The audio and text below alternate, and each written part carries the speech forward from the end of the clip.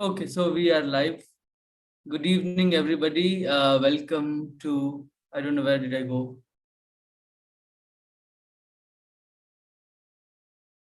I think I should be back. Yeah, I can see you and hear you. Yeah, there was some glitch on my I screen see. Okay. because of the background. So, good evening, everybody. Welcome to Karwaan. My name is Ishan Sharma, and I would like to welcome all of you to today's Karwaan Distinguished Lecture. And today we are set to report that we lost a brilliant artist, a very socially aware artist, rather, which is a rarity in today's India, Vivan Sundaram. At the age of 79, he was survived by his wife, Geeta Kapoor, and family. Sundaram worked with different media, painting, sculpture, printmaking, photography, installations, video art during his long career, and his work has been showcased in museums and exhibitions across the world. In over 50 years of art practice, Vivan Sundaram has been just that kind of artist explorer who has experimented with many new mediums, many new materials, forms, so as to engage with his intimate and immediate context and the ebb and the flow of the world that as he saw it. He was also an alumni of my current institution, the Maharaja Sayaji Rao University of Baroda, from where he studied, and very big names of art like KG and others. So we would like to pay our humble homage, and we remember the great artist that Vivan was before starting the event. Now, coming to the event, today's Karwan Distinguished Lecture will be presented by uh, our favorite and our speaker, Professor Harbans Mukhia, who has been a formerly professor of medieval history at Jawaharlal Nehru University. He retired as a rector in 2004. In his early career, his research focused on medieval Indian historiography, leading to a doctoral thesis which was later published, Historians and Historiography during the reign of Akbar, and Akbar being the center figure in his early career as a historian.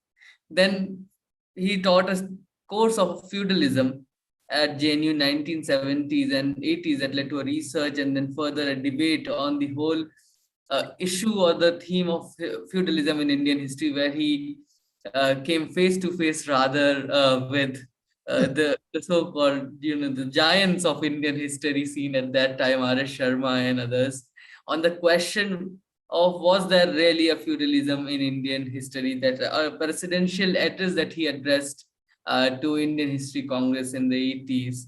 And then later that led to an international debate called the feudalism debate. So without further ado, I would not waste time of our speaker and not letting him speak about his favorite character maybe on Indian history, Akbar.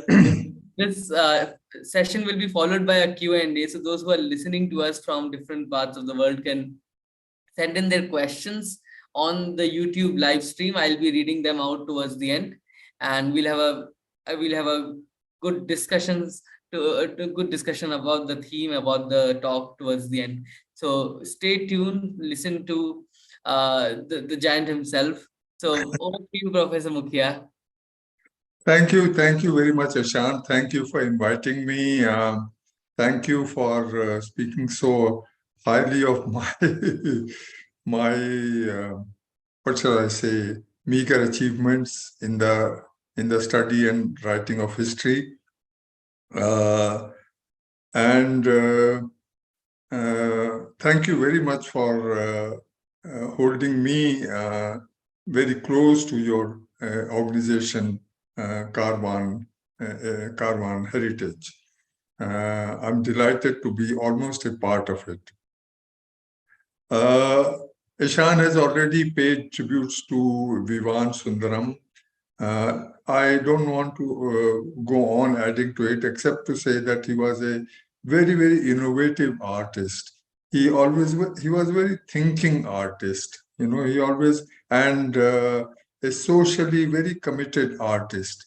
He was also a good friend, not a very close friend, but nonetheless a good friend, good acquaintance and friend, occasional meeting and discussion and so on. But it's a great loss to the world of art that and to our society that Viman is gone. Very sad to note.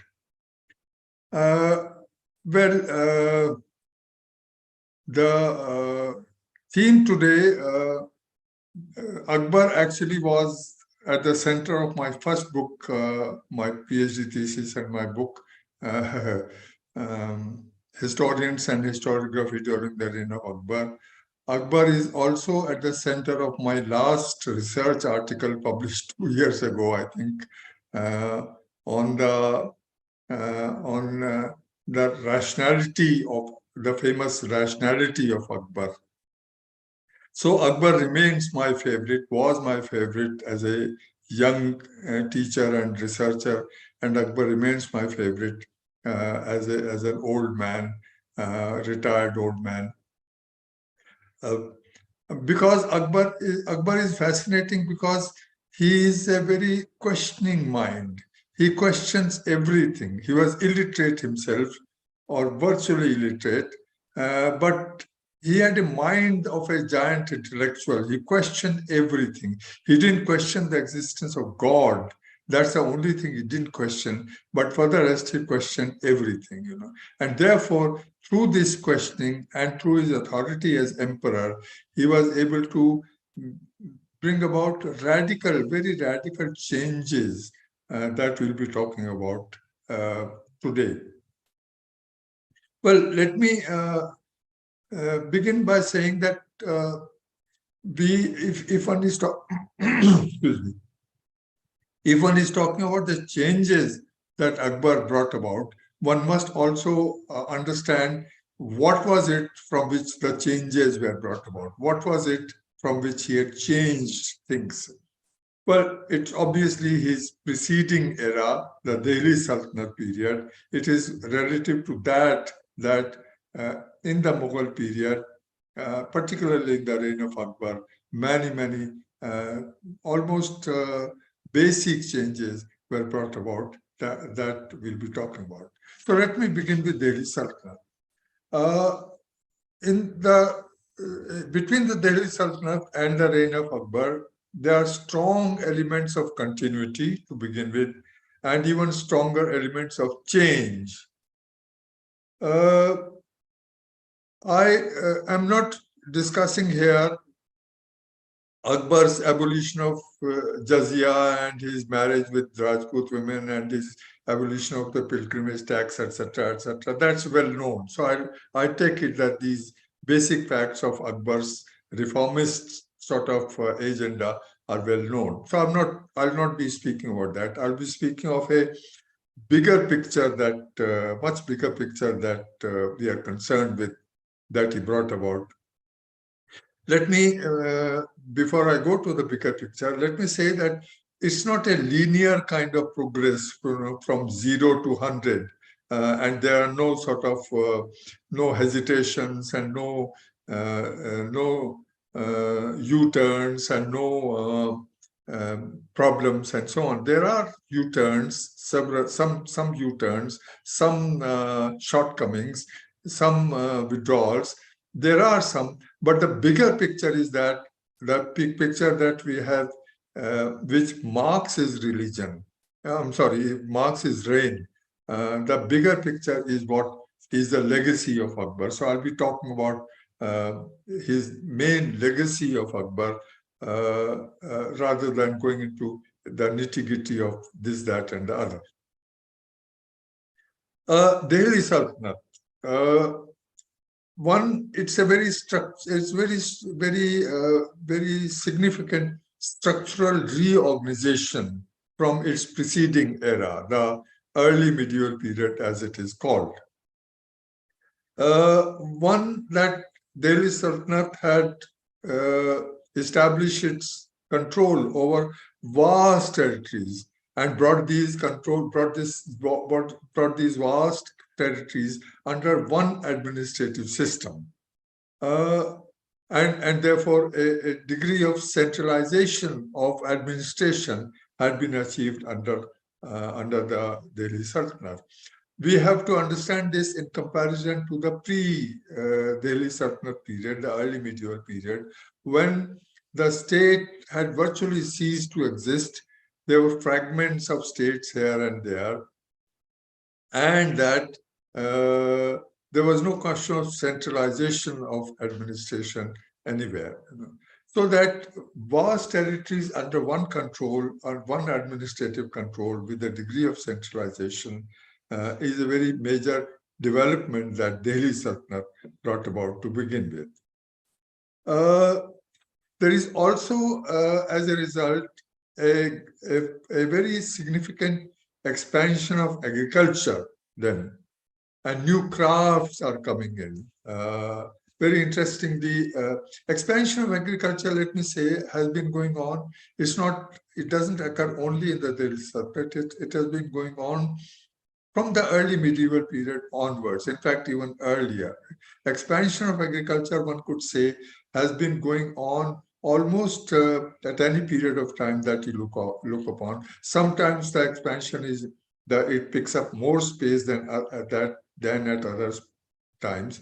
But nonetheless, expansion of agricultural production, if not productivity, sometimes even productivity is growing, but certainly expansion of agricultural production, more land being brought under cultivation, that has been going on for a long time. And it picks up space in the Delhi Sultanate, where more and more areas are brought under cultivation, partly because of the state's initiative, partly or in fact largely because of the farmers' own, peasants' own initiative, but patronized by the state. New crafts are coming in. Very interestingly, charkha, for example, the spinning wheel, and darzi, the tailor.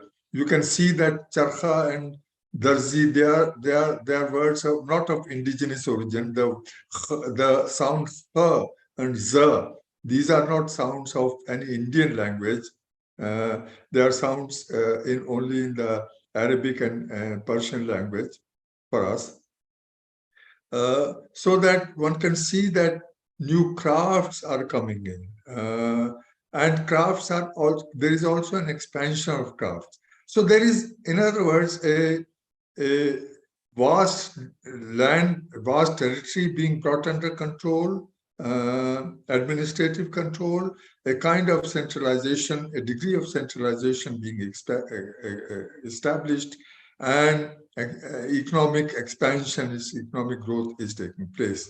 And therefore, more money is in circulation. Not merely that agriculture is expanding, but it is taking the shape of monetary exchanges. Money is brought into the market to a greater, not that money was absent earlier, but to a greater extent than it was earlier. With all this, there was instability.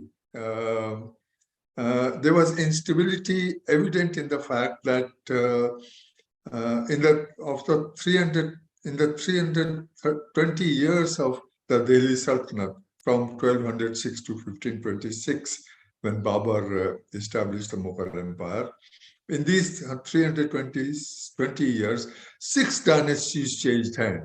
So on an average, a dynasty lasted 60 years during the Delhi Sultanate. So there was instability. There was not perhaps political instability, but certainly administrative instability, or perhaps even political instability, one could call it. It was a part of the and of course constant tension and battles with the indigenous ruling classes particularly the Rajput ruling classes. The Rajputs were not able to defeat the sultans were not able to defeat the Rajputs, so the conflict went on for a long time. Above all this, there is, I think, what I find very significant, very remarkable, is that there is no overarching ideology of the state. State is there, administration is there, all this is there that I've described, but there is no one ideology of the state which characterizes the Delhi Sultanate. Islam is a very strong source of legitimacy of the Sultanate. It's a source of legitimacy in that the Sultan, the early sultans didn't assert their sovereignty as such. They designated themselves Nasir Amirul Mominin, assistant to the Khalifa, Amirul Mominin, the chief of the Muslims. So he was an assistant to, he was not a sovereign in his own right, or at least he didn't assert himself as a sovereign in his own right, but only as an assistant to the Khalifa, to the chief of the Muslim community. And therefore, very frequently there was the invocation of Islamic jargon. There was the paying of tribute to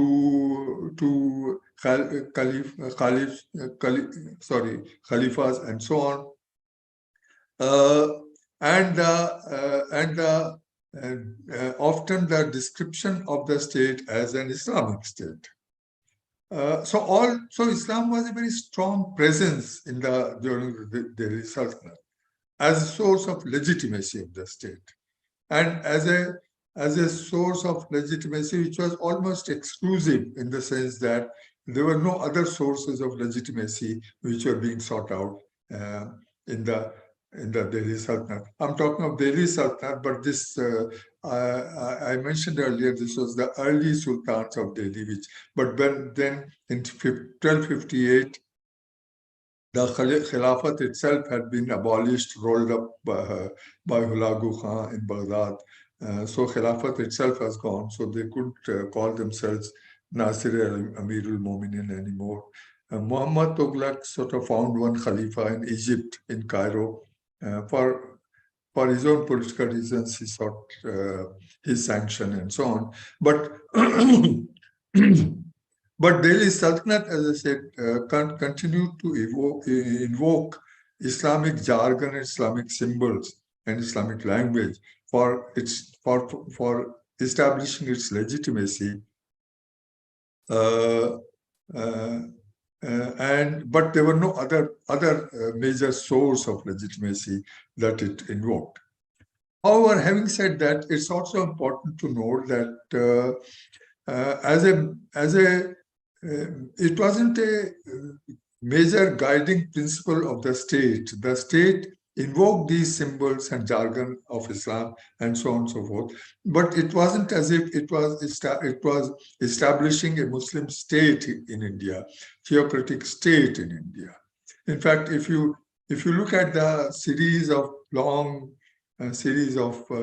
sultans of Delhi, excuse me, from Iltutmish down to Balban Alauddin Khalji, Firoz Shah, down to Muhammad Tughlaq, Firoz Shah Tughlaq, etc., down to that, Firoz Shah Tughlaq is the one who stands out somewhat, not very assertively, not very decisively, not very obtrusively, but he stands out as one who more than his predecessors was willing to he imposed a jizya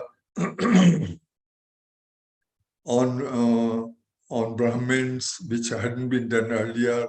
He was willing to listen to the advice of the ulama more frequently or more fervently than the other rulers did. Alauddin Khilji, in fact, is a wonderful example of, in a way, the Sultan's attitude towards Islam. The story, two stories. One story is that which is recorded by Ziauddin Barni in Tarikh of Shahi, is that one day Alauddin Khilji called his Qazi Mukhia, and he wanted to know whether what he was in accordance with the Shariat or not. And he asked the Qazi, I am the emperor, I am living in great splendor and so on and so forth. Is it according to the Shariat or not? And the Qazi says, no, Your Majesty, this is not. Shariat wants you to live very simply like an ordinary soldier, and you are living like in great glory and grandeur and so on. It's not. And he asked him several questions, and to each question, the Qazi said, no, Your Majesty, you are not following the Shariat. At the end of it, Alauddin Khilji said to him in anger, obviously in anger, he said, I do what I think is in the best interests of the state, and I do not care whether it is in accordance with the Shariat or not. And he didn't kill the Qazi, he dismissed him. So this is one story where his attitude toward the Sharia, attitude toward Islam and Sharia is explicated virtually. That what is important for the state is the exigencies of the state are far more important than the ideology of Islam or any other ideology. So being pragmatic is important rather than being ideological. Virtually, Alauddin Khilji was saying. And the other story, what Alauddin Khilji is even more interesting. He had conquered a good deal of territory, and after his conquest of Gujarat, he looked around and said, yeah, I have a lot of territory now, and I can hand over, he said, he thought and he consulted his Kotwal name.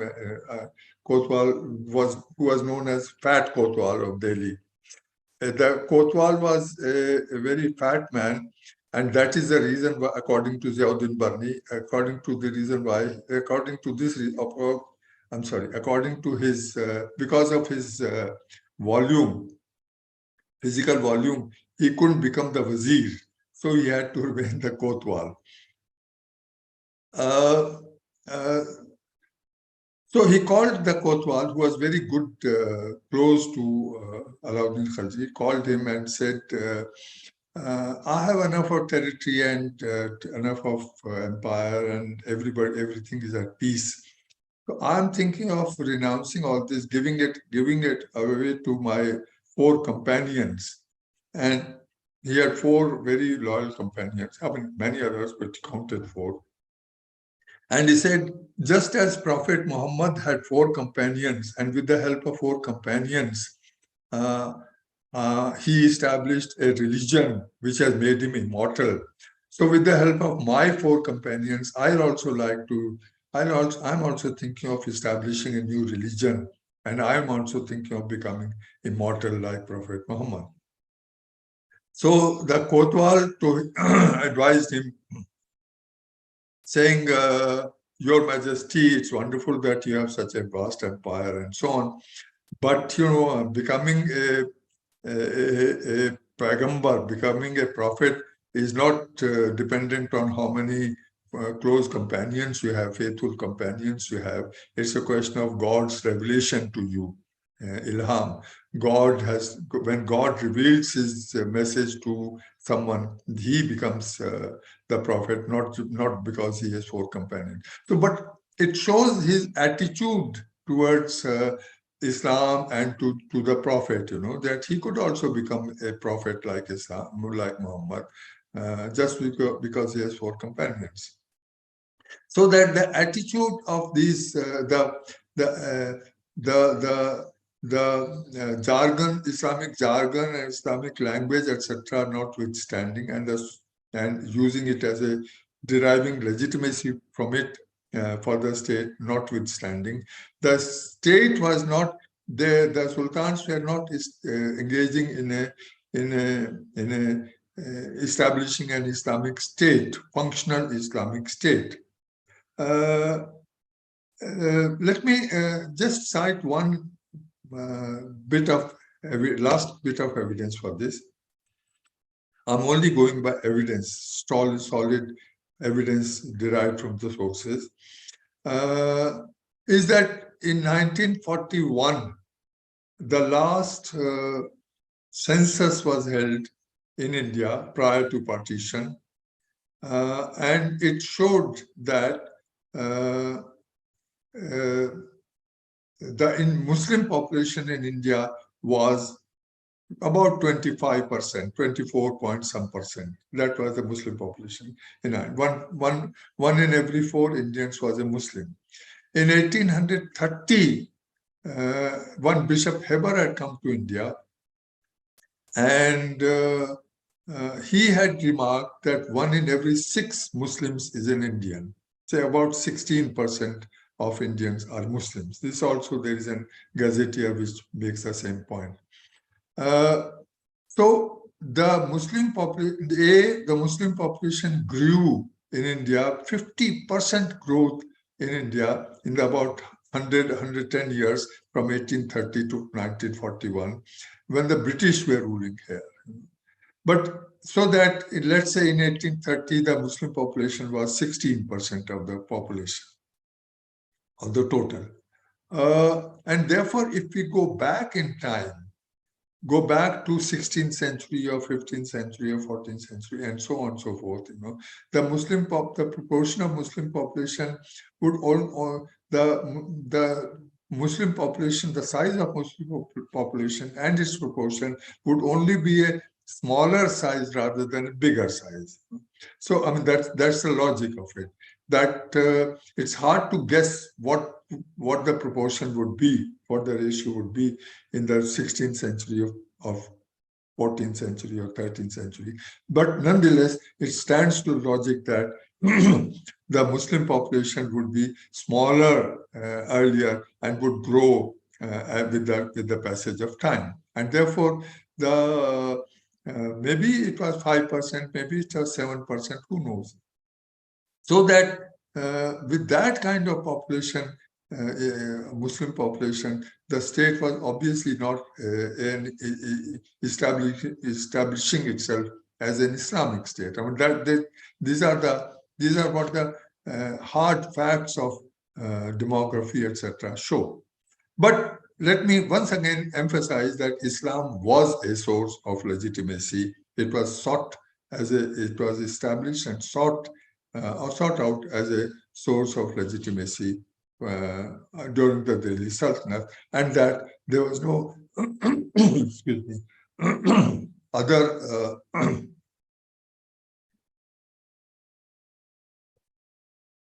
major source of legitimacy that was created or sought during the Delhi Sultanate. It was under Akbar that an ideological or conceptual architecture was created for the state. It was the first time that a whole ideology of state was created. An ideology of state or a new concept of it, ideology would be a concept anyway. So a new ideology, a new concept was created for the state. Ideological architecture, as I'm calling it, because it has many parts, and it is sort of overarching, overwhelming. There were two bases of this ideological structure, ideological architecture. One was Sulekul and the other was paternalism. Sulhakul, we are familiar with Sulhakul, the notion of Sulhakul and its history and so on and so forth. Nonetheless, let me uh, explain, try to explain the meaning of Sulhakul, the significance of Sulhakul. Akbar he was illiterate by and large, but as I said earlier, he had a questioning mind, and one of the questions that he had in mind was how why is one religion supposed to possess supremacy over other religions? What is so inherently great about any one religion? It began with Islam, of course.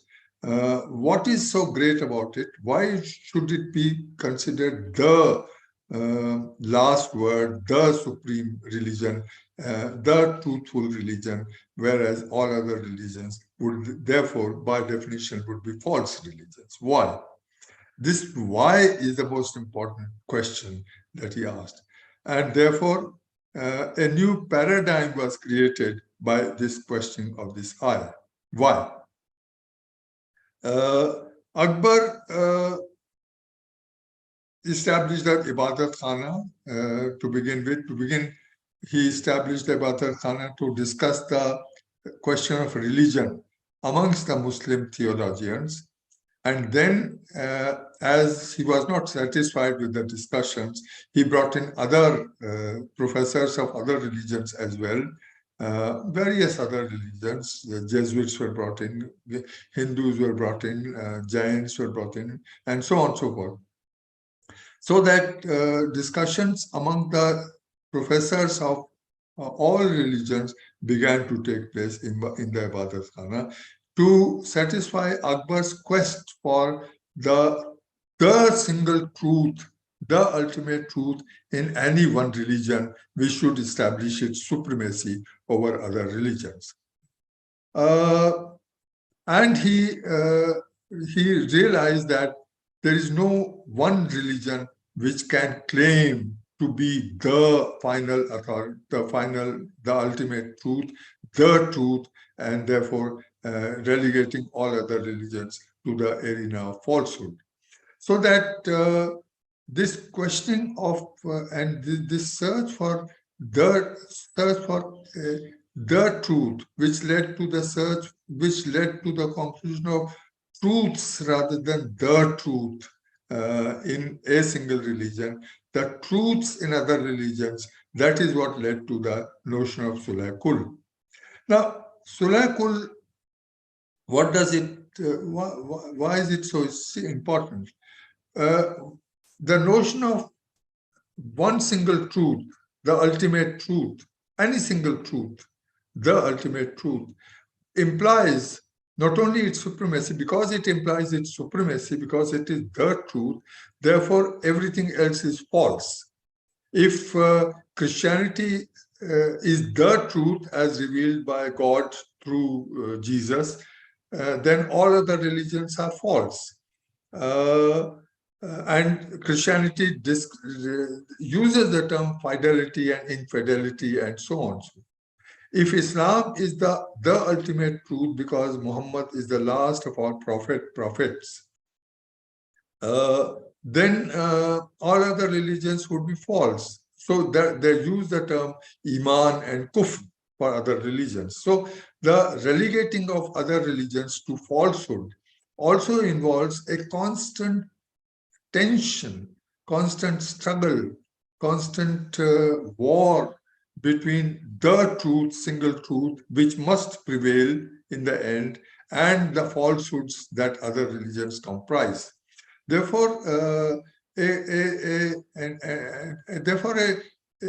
inescapable conflict is implicated in the notion of any notion of the ultimate truth or the final ultimate or final truth or the single truth.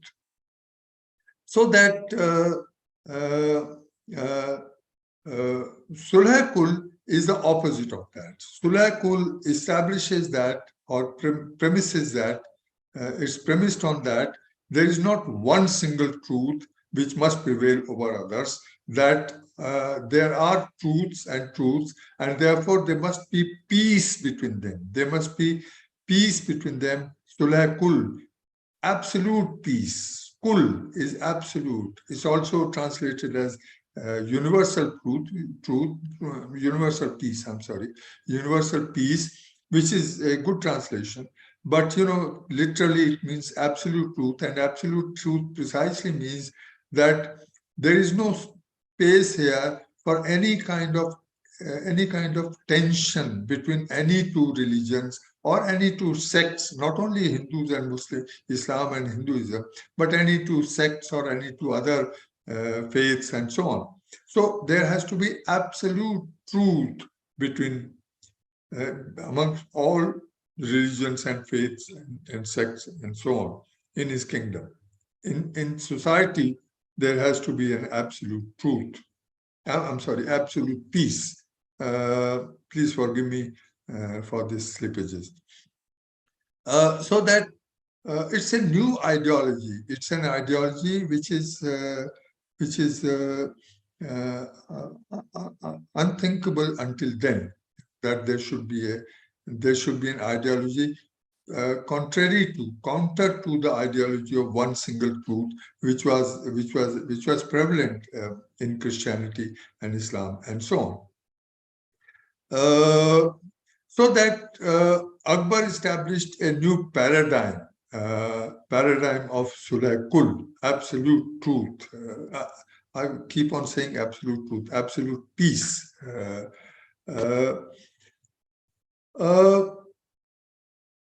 The source, this Sulh Kul has been the subject of discussion, wide-ranging discussion goes on all the time in many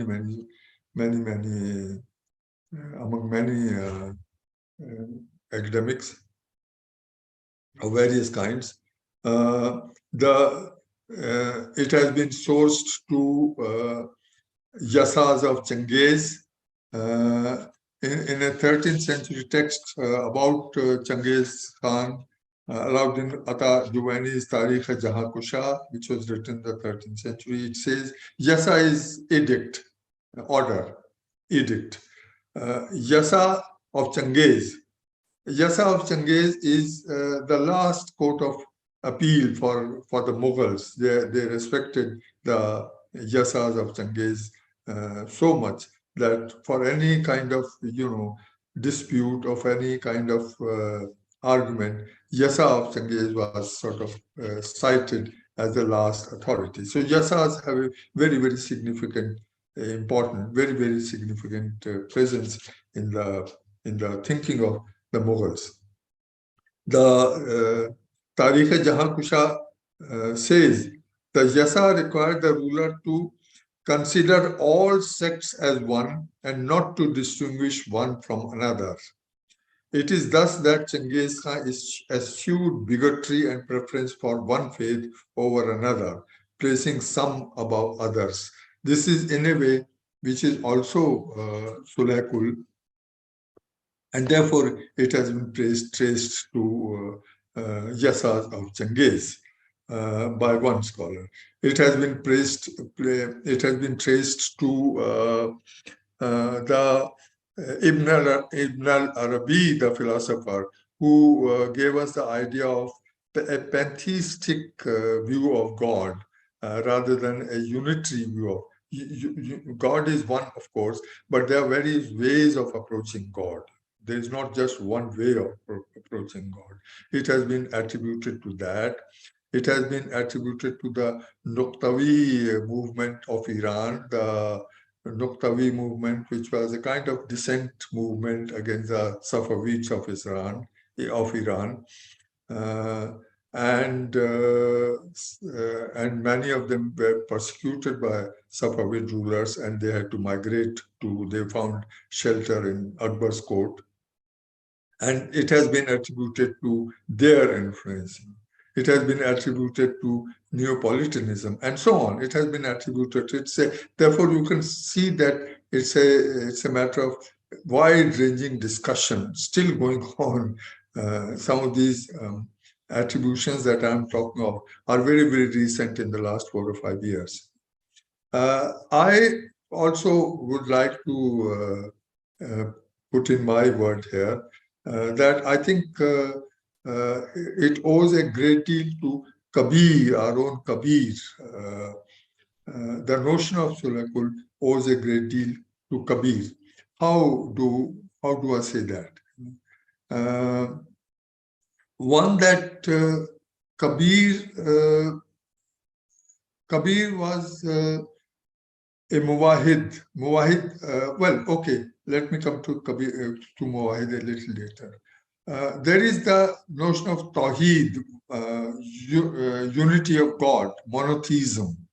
It's not more than monotheism, it's monism really, the unity as such, not just one religion or one theism, but unity as such, unity beyond virtually everything, unity of God. There is that notion of monotheism, which is central to Christianity, which is the basis of Christianity and the basis of Islam. La ilaha illallah. There is no God except Allah, which is also part of certainly Advaita philosophy in Hinduism.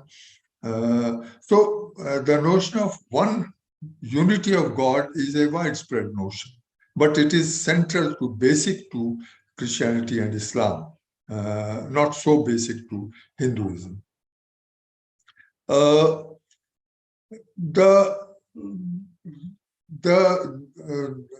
monism, the La ilaha illallah, Islamic notion of monotheism or unity of God, has been discussed, or it's called Tawheed. Tawheed is, Wahad is one, and Tawheed is the oneness.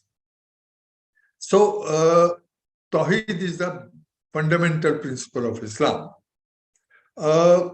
There has been a lot of discussion within Islam, Islamic thinkers, philosophers, theologians, and so on, about Tawheed, lots of discussions. But all of this discussion has occurred within the framework of Islam, within the four walls of Islam, what it means, what it doesn't mean, etc., etc. A lot of it discussion. I'm not going into that. It was Kabir. Let me now bring in his status as Muwahid, who Kabir reinterpreted Tawheed in a manner which had not been done earlier. What is his status as an interpreter of Tawheed? Abul Fazl calls him Muwahid. Muwahid who believes in Tawheed, who is committed to Tawheed, Muwahid, practitioner of Tawheed. So Abul Fazl calls him Muwahid and uses very, very respectful words for Kabir. He's fully aware of what Kabir is saying, very respectful words for Kabir, and calling him Muwahid. There is another very interesting bit of evidence. In the same period, there was one Abdul Haq Muhaddis, an orthodox Sunni interpreter of Islam, hadiths, Muhaddis. He tells a story, very interesting story, that Abdul Haq's father once asked his own father, who is this very famous man called Kabir? Is he a Hindu or a Muslim? So his father replied, no, he's neither a Hindu nor a Muslim. He is a Muwahid. So his son asked him, what is a Muwahid? So the father said, you are too young to understand what is a Muwahid. When you grow up, you'll understand it. So what he is, two things here. One, that Kabir, both Abul Fazl and Muhaddis's grandfather are accepting, identifying Kabir as Muwahid unreservedly. But more important than that is that Muhaddis's Abdul Haq Muhaddis's testimony shows that a muwahid is not one who, in this case, muwahid is not one who is either a Hindu or a Muslim. He is neither a Hindu nor a Muslim. He is something beyond being a Hindu or a Muslim. This is what Kabir was. This is what Kabir became. This is how he reinterpreted Tawheed. He reinterpreted Tawheed beyond the four walls of Islam. He remains as committed to the notion of one God, unity of God, but he took it out of the four walls of Islam, beyond the four walls of Islam, and gave it a new understanding, new dichotomy, new understanding, a new identity, namely, uh, uh, uh, which is which belongs to this universe. This unitary God is a universal God. You see, Tawheed had established two different gods, well, various different gods, but two different gods. Certainly, one is the God who is unitary, unity of God through Tawheed, and the monism, or sorry, monotheism, and the other was the other religions, which were contradictory to the notion of monotheism. So monotheism, my God who is monotheistic is one God, and the other God, Ishwar, in this case, in our case, in the case of India, Ishwar, the other. So these are two gods who are rivals to each other, who are competitors to each other, who have a conflict with each other because they are competitors to each other. And therefore, when Kabir established the principle that there is one universal God, not two gods. In fact, one of his dohas says, "Bhai re do Jagdish kahan se aaya?" Where did you get two gods? So that he's saying there is only one God for all of us, whether we are Hindus or we are Muslims or we are whoever we are. There is just one God for all of us. So the universality of God supersedes the division of God into one or the other kind of God, other polytheistic God or monotheistic God or any other. So it supersedes the identity of gods as different identity, competing identities, and so on. It also, whereas we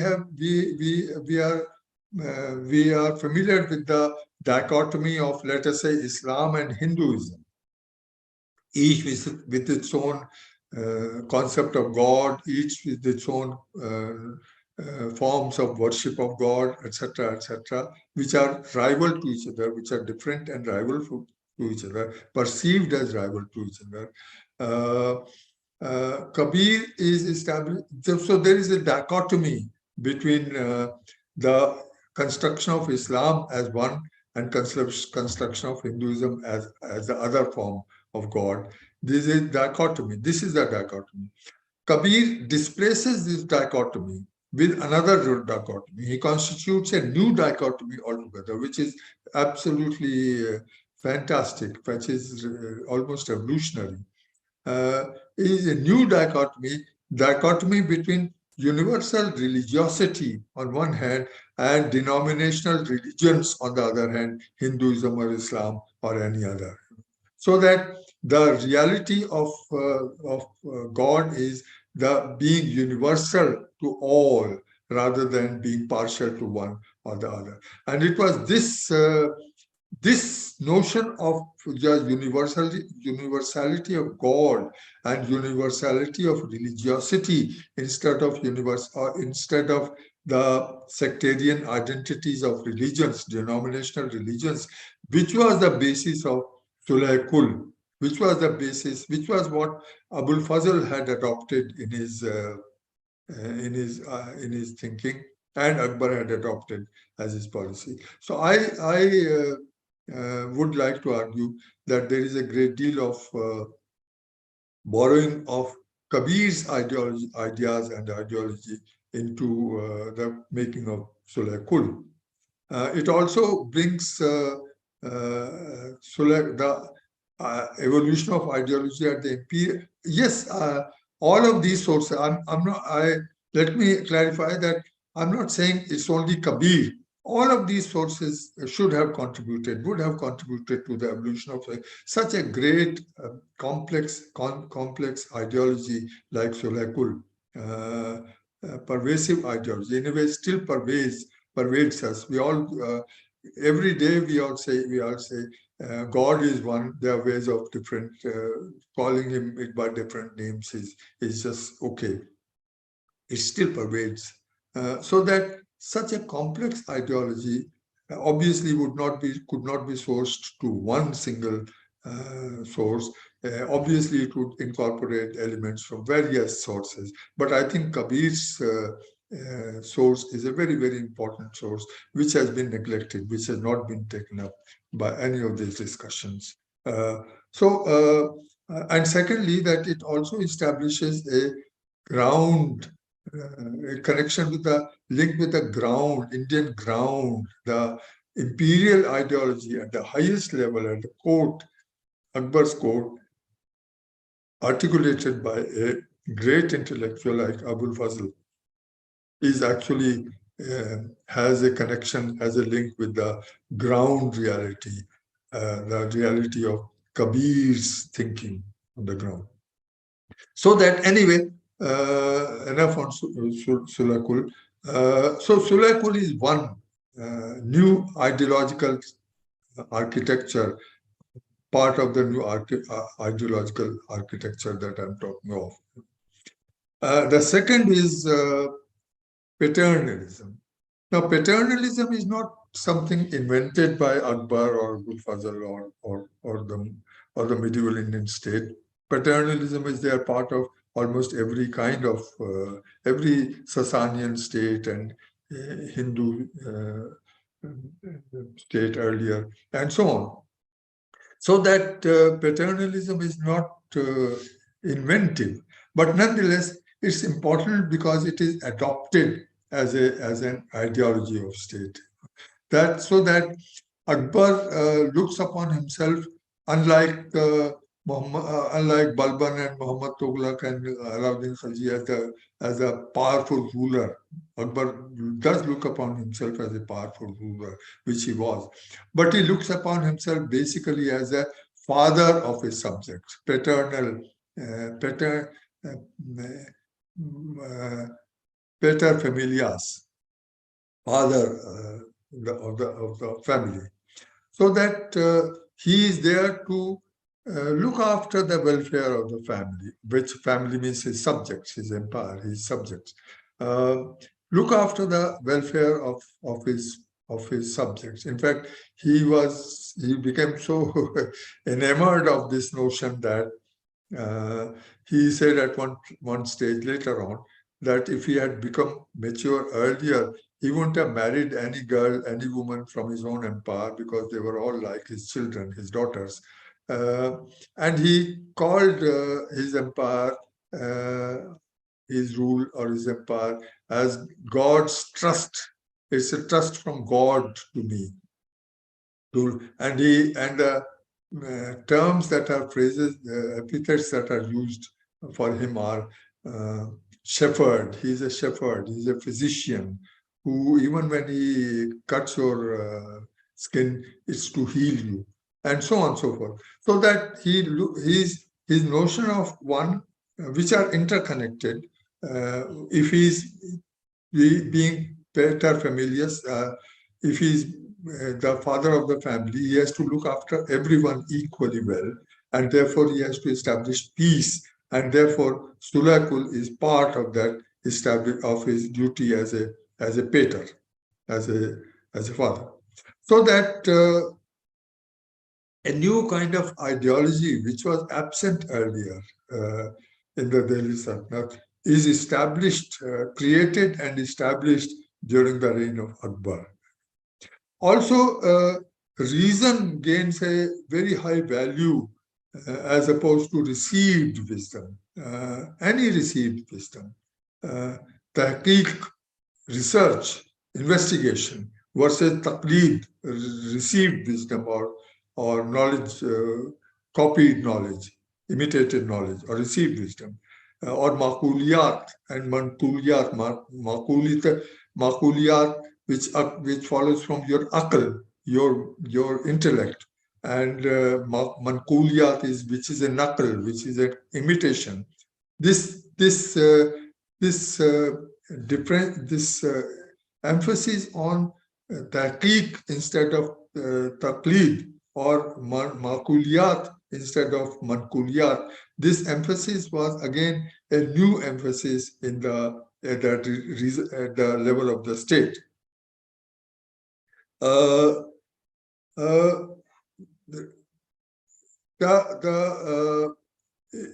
let me clarify here that when one is talking of, when one is counterposing reason versus received wisdom, including this religious received wisdom, which is virtually equivalent to religion. So reason versus religion, one is counterposing these two categories. One is in a way borrowing this counterposition from European notion of reason. The Renaissance, Reformation, and later on Enlightenment, they counterposed, they called themselves a rational being, the modern period of modern age of rationality, as opposed to the medieval age of irrationality, which was the same as religion and religiosity of any form. So religion and religiosity were counterposed to rationality of the modern Europe. Now, this counterposition, this dichotomy we have inherited from Europe. I'm not sure whether when Akbar is emphasizing, or in Akbar's time, when reason is being emphasized in distinction from, or even opposition to taqlid, imitation. This is the counterposition. This is this dichotomy that is implied here. I think European notion of religion versus reason versus religion is one kind of form of explanation of rationality. The kind of explanation of the kind of rationality that was devised in the time of Akbar with its emphasis on reason is not counterposed to religiosity. It's counterposed to religion, yes, denominational religion, yes, but not to religiosity. In fact, it is immersed in religiosity, universal religiosity. His rationality is one that does not distinguish between religions, or between practitioners of one religion and another. That is his rationality, not one which is opposed to religion and so on. But nonetheless, the emphasis on thinking for yourself, as he was himself doing, and in his Ibadat Khana, the emphasis on thinking for himself, and what is the time? Emphasis on thinking for himself and getting people to think for themselves. That was again a new, absolutely new phenomenon in the courts, imperial courts. Now, the image of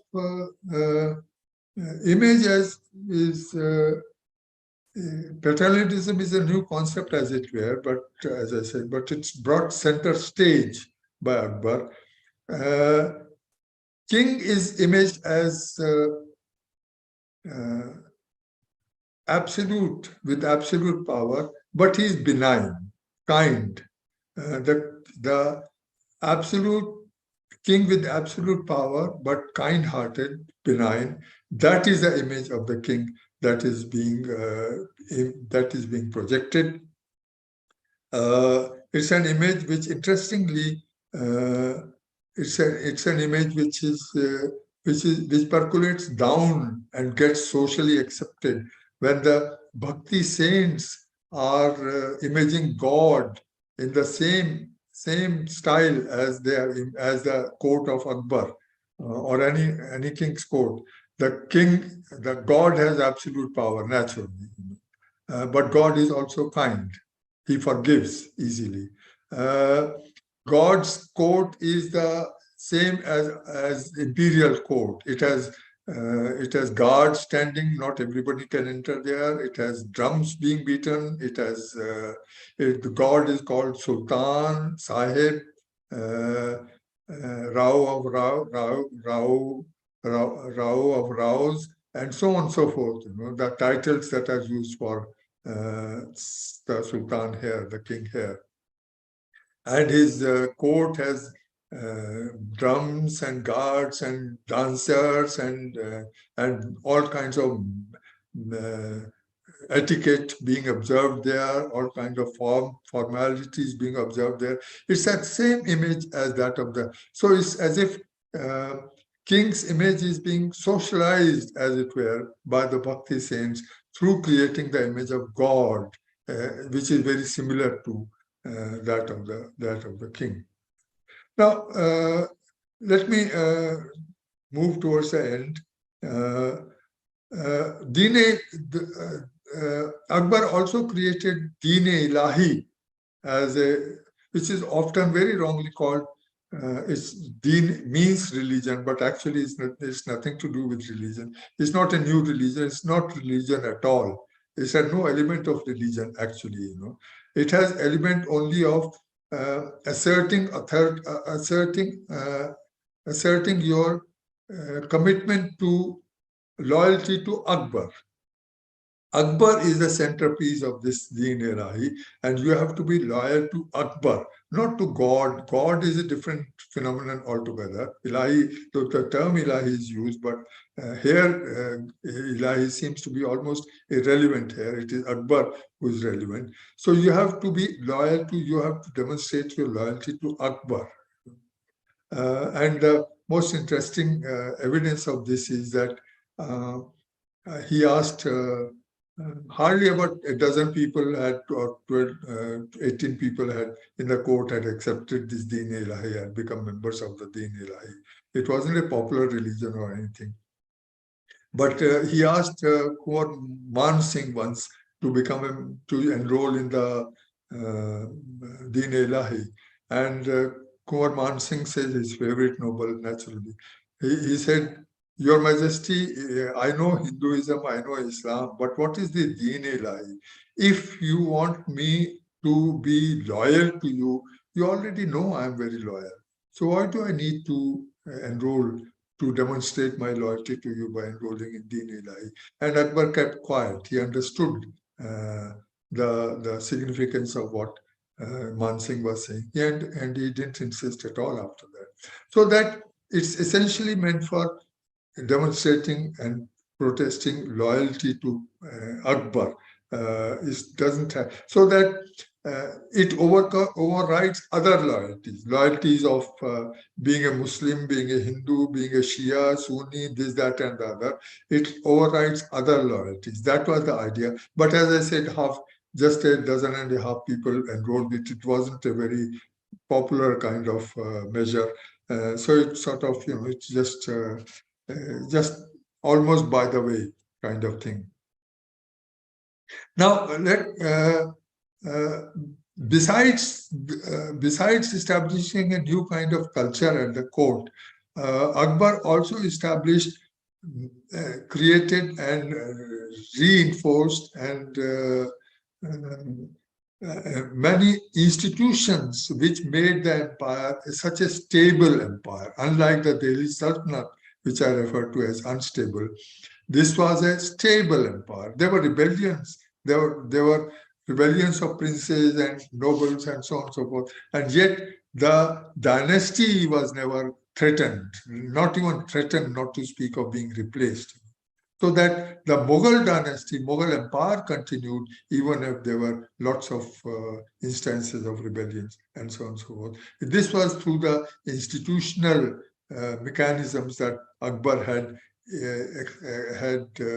improvised upon what he has received from, inherited from Delhi Sultanate, namely the Ekta system being transformed into the Mansabdari system, which was much more cogent and much more under the central authority of the emperor rather than the authority of each Mansabdar, unlike in the Delhi Sultanate period.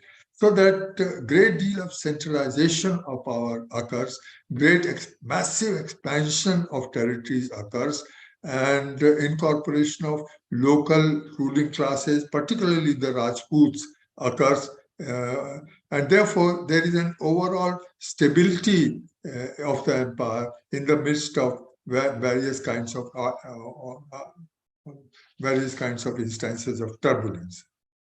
Now, finally, there is a great sense of history in Akbar himself and in the Mughal Empire, but particularly in Akbar's case. Akbar commissioned the writing of the great book Akbarnama, also Tarikh-e-Alfi, but Akbarnama particularly. He created archives. The very notion of creating archives was very alien, very unknown, virtually unknown. He created archives long before these archives were created in Europe. He created archives for the writing of. He got various people to write their memoirs, which they did. Gulbatan Begum's marvelous Humayun-Nama, Bayezid Biat, Tazkira Humayun Akbar, Jawhar Aftabchi, and so on and so forth. He was saturated with a sense of history, which itself is a very major departure from. In the Sultanate period, histories were written, but not the sultans were not sort of commissioning these histories and patronizing historians and so on and so forth. And music, dance, poetry, all of these came center stage as a part of patronage of the state. Translations Bureau was established to translate works from various languages, particularly from Sanskrit to Persian, also from Persian to Sanskrit some, but mostly from Sanskrit to Persian. He had something like 60 or 70 Pandits, Jain and Hindu Pandits of Sanskrit, whom he patronized, whom he employed, and some of them the most outstanding ones. One of them, most outstanding one, he patronized them to understand the significance of Sanskrit as a part of his governance of a society in which Sanskrit was so important. So that a kind of architecture, Akbarabad and Fatehpur Sikri and Buland Darwaza and so on and so forth. So foundations of a cultural grandeur were established in Akbar's time. Mughal Empire that very term Mughal itself is often equivalent to cultural grandeur. When you refer to somebody very grand, somebody movie Mughal or media Mughal or even liquor Mughal, you use the term Mughal to indicate the grandeur of that enterprise. So that grandeur has a significance. Grandeur, as Norbert Elias had argued, cultural grandeur is a kind of source of legitimacy of the state. Cultural grandeur, when you stand in awe of a cultural artifact like Taj Mahal or Red Fort or whatever, or a great dance or a great music or tansen, you are overawed, and therefore kind of appreciation of the creator of that arises in you, and therefore gives you a kind of legitimacy for that grandeur arises. So cultural grandeur also is not a deliberately constructed political legitimacy, political source of legitimacy, but nonetheless it gives you legitimacy by its own nature. So that we have a kind of a new kind of culture, which is overall, which is not one in one particular segment or one particular aspect or something, which is an overall new kind of culture which has evolved in the time of Akbar, and which continues to almost to the end of.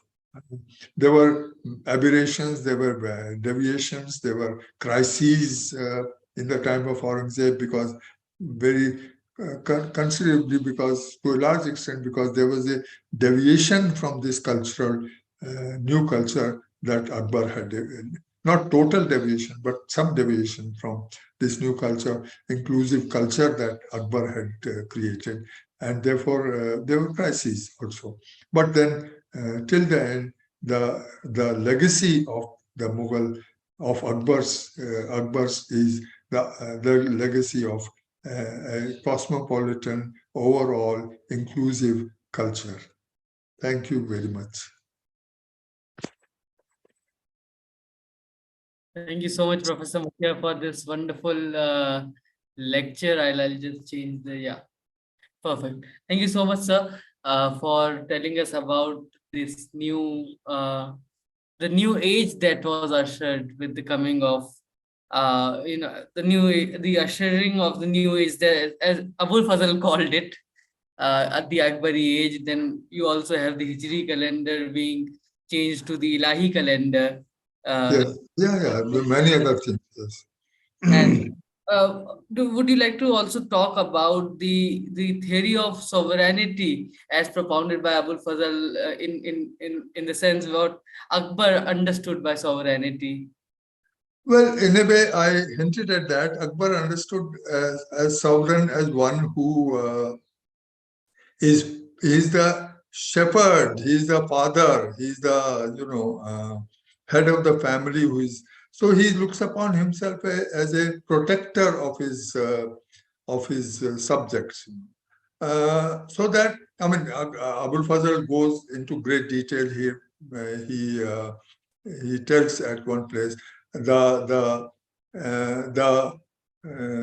elements which constitute sovereignty was this territory and this, that, and the other. But he says the central point of it, he says the sovereignty, I'm recollecting the words, trying to recollect the words. The real sovereign is one who establishes Sulh Kul in his empire. So Sulh Kul is the centerpiece of his notion of sovereignty, because Sulh Kul means peace in the empire, or overall peace in the empire, and peace means prosperity in the empire. So that Sulh Kul is the as it were the centerpiece of his notion of sovereignty. There are many words which have gone into it, but this is the centerpiece of his notion of sovereignty. There were also the introduction of new positions in the court, like Wazir, Vakil, and then Mire Tuzuk and other kind of. Yeah. Of course, yes. Yeah. I mean, I didn't want to go into that. I was not reconstructing the cabinet of Akbar. But yeah. There was a professor at St. Stephen's. I don't know. I think you must be knowing him. A very famous historian, Amin Sahab. Yeah, of course, yes. And she was my teacher also. Yes. Yeah. So Amin Sahab, I was listening to an interview of his students when he passed away in 2012, and one of his students mentioned that के एक बार हमने अमीन साहब से पूछा कि अकबर के court के ethics को अगर समझना हो तो क्या पढ़ें. So he suggested go and watch K. Asif's Mughal Azam, and the film itself is a good document of how the function. So what's your take on Mughal Azam then? No, I've seen Mughal-e-Azam not in a theater, but once in a while. I have a very sort of strong apathy to watching historical films. You are in a way a student of films, etc. I appreciate that. But firstly, I'm not a film buff anyway. I watch very few films. But secondly, these historical films I can't watch because I know how much of nonsense in this Mughal-e-Azam. Anarkali itself is a doubtful character. You see, in Akbar Jodhabai is certainly a doubtful character. So I don't watch these films. And because there is so much of a filmmaker is not a historian who is just recounting the historical facts. He has to create a what I was calling an architecture. He has to create an architecture of a story in which all kinds of elements have to enter, and a lot of it has to be imagination. So I don't blame a filmmaker for doing what they are doing, but they put in so much of what shall I say, extra material into it. Yeah. But Of I Allah. I don't watch these films. I've watched Mughal-e-Azam because it used to come on TV and so on. Yeah, it's a grand spectacle, certainly, yes. But that's about all. Uh, a question that was also very common these days is Akbar abolished jizya as a because he was a very liberal emperor, very empathetic to the Hindus. But Aurangzeb reimposed jizya because he was a Kattar Islamist, extreme Islamist, and who wanted to punish the Hindus. How do you see such narratives being part of the central narrative of history these days? These divisive narrative. Yes, yes. Well, actually, history is a very politically alive, live subject. All history has been reduced to politics, actually, which is partly, again, a legacy of history itself. I mean, history became very live as a political tool, as a political resource during the freedom struggle. You see, freedom struggle because freedom struggle was conducted on these two divisive lines between communalism and nationalism. And therefore, history also got divided into communalism and nationalism, communalist historiography and nationalist historiography. And we are still living the legacy of that freedom struggle after independence. So, still, therefore, anything that you say, I'm sure those who listen to my lecture today would have, and those who don't, who have a different political view about society today, would blame me for not bringing out so many faults of Akbar. There are. So I just mentioned them in the beginning that it's not a linear picture. That there are many U-turns, not many, but a few U-turns and a drawback and shortcomings and so on. So there are certainly. But the overall picture, the grander picture is that I have given you. So that yes, history is a live subject. But this live, uh, politically live, this live living part of history has made it very simple. One, it is very simple. Akbar was a liberal, Aurangzeb was very orthodox. Now, Akbar abolished the jizya, that's true, but he reimposed the jizya in 1579 for reimposed it purely nominally, symbolically, because Badauni is our source of this information, which Iqtidar Alam Khan, historian Iqtidar Alam Khan brought out long ago, 1968, I think, that he reimposed it, but it went away like a painting or water, which means it was never enforced. That is Badainu's language. He reimposed it because he was fighting against some Hindus, and therefore he wanted to indicate his Islamic profile and consolidate Islamic support for or support of his Muslim soldiers and Muslim nobles behind him. But then he was not serious about it, as Badami himself says. But there is a phase. So he abolished it, reimposed it, and re-abolished it. So Aurangzeb also, he came to the throne in 1658. He imposed the jizya, reimposed the jizya in 1679, 21 years after his coming to the throne. If he was such a dogmatic Islamic,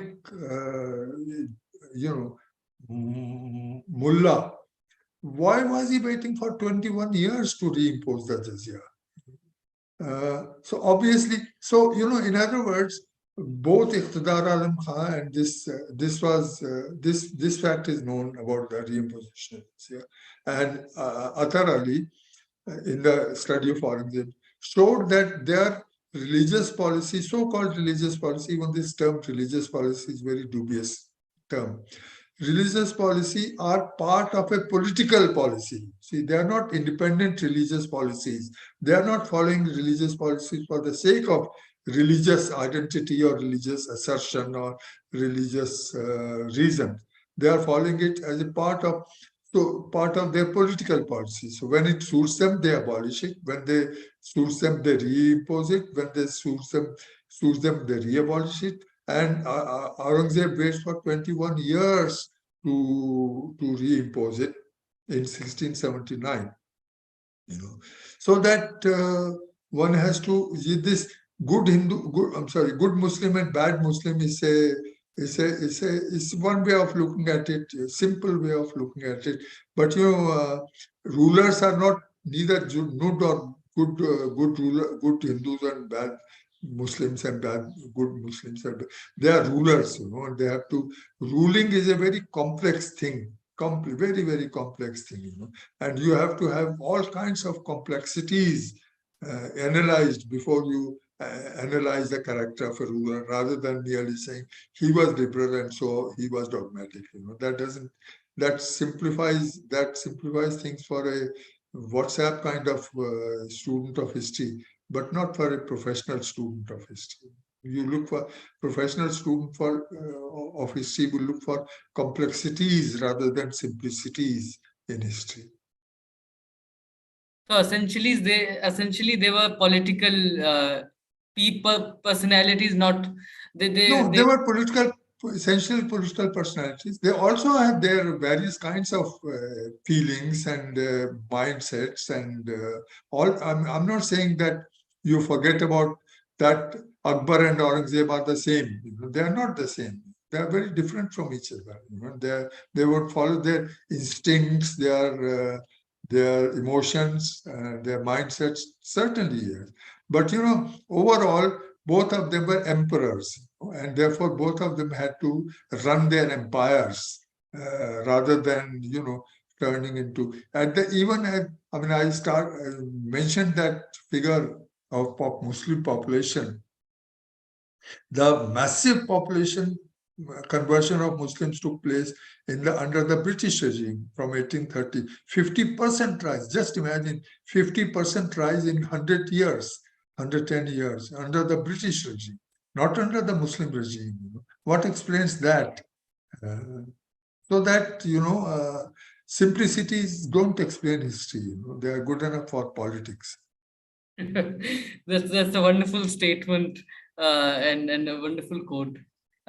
We have a question from Ashwini Yadav. His question is, what was the reaction of his court and his family on Sulekul? I think you answered it some way when you said Man Singh's reaction, that I can convert to Islam if you ask me to, but don't ask me to show my loyalty by converting to Sulekul. Right. So no, not Sulekul. Deen-e-Ilahi. No, he was not supposed to Sulekul. Sulekul was accepted by all. I mean, there were people like Badaimi they were resenting it all that. They were denouncing it and there were others. Naturally, there was a rebellion against Akbar. including the mullahs had given a diktat fatwa against Akbar in 1579-80 by his half-brother Hakim Khan. But so they were rebellion against him. But then he overcame these rebellions, and after that rebellion was overcome. After that, there was peace. They accepted it as a part of their court culture. They were no longer. In fact, Jahangir also continued more or less with the same policy. Shah Jahan made some amendments to it. Amendment means he went back to a little bit of orthodoxy, Islamic orthodoxy, some measures, not too many. Aurangzeb did go much farther than that. But yes, Akbar had to face resistance, but then he succeeded. Thank you so much, sir, for taking out time and delivering No this questions, lecture okay. this evening. And yeah, those are the questions. And if we have more questions, so people can email us on karwaanheritage@gmail.com, and we'll be happy to answer them through email.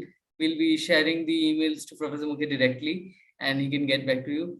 Thank you so much, everybody. Thank you. Thank And you. we look forward to hosting Professor Mukhia again very soon. No, not very soon. Give me some relief. Sure, sir. Thank you so much, everybody. And Okay, thank you.